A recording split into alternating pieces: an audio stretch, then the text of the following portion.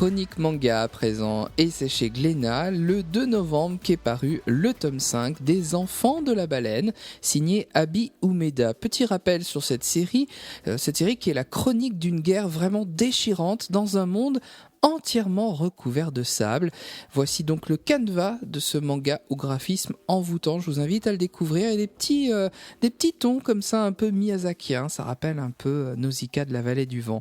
Et dans ce 5e volume, on va en apprendre un peu plus sur l'histoire de la baleine de Glaise, le fabuleux vaisseau.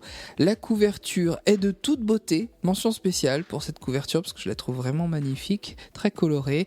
Les Enfants de la Baleine, tome 5, c'est aux éditions Glénat Manga. Et puis j'aimerais revenir aussi sur un titre qui me tient à cœur, particulièrement à cœur, c'est Vertical.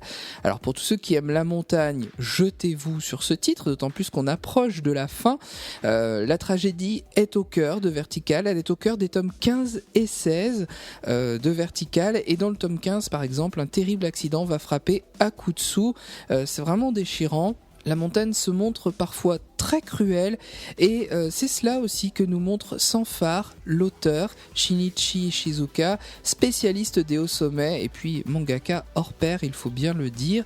Il sait de quoi il parle en tout cas. La montagne peut être magnifique mais peut-être très dure, dessin impeccable, mise en scène efficace et puis émotion. Tout est réuni donc pour ces 15e et 16e tomes de Vertical.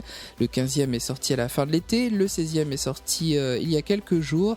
C'est un manga humain, empreint d'une profonde générosité et d'un immense courage. Je vous rappelle donc que la série comptera 18 tomes. On est presque à la fin malheureusement, mais c'est toujours aussi beau. Vertical, c'est chez Glénat.